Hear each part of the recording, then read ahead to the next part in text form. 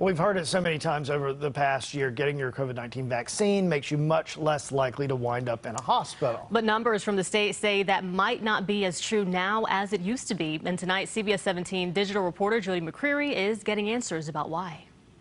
Doctors say their hospitals do have more boosted people, but they've got a simple explanation, and it goes all the way back to winter when Omicron was surging. We don't want this to sound like vaccine doesn't work.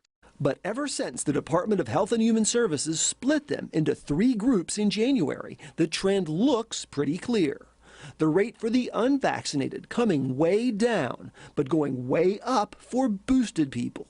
The unvaccinated going from nearly 70% of hospitalizations back then to only slightly above half now, while the boosted make up nearly a quarter, and those vaccinated but not boosted account for the remaining share of those in hospitals. So what's going on?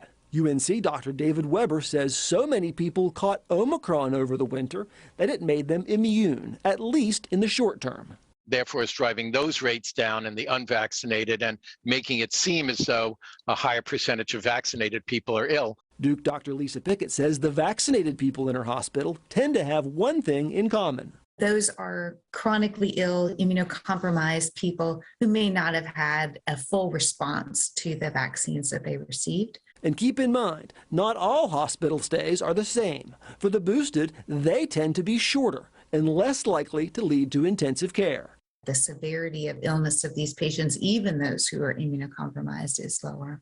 Over the past month, the patient count in hospitals up 50%. But Dr. Weber says there's a right way and a wrong way to read that number, and he explains how in this story online. For CBS 17 News, I'm Jody McCreary.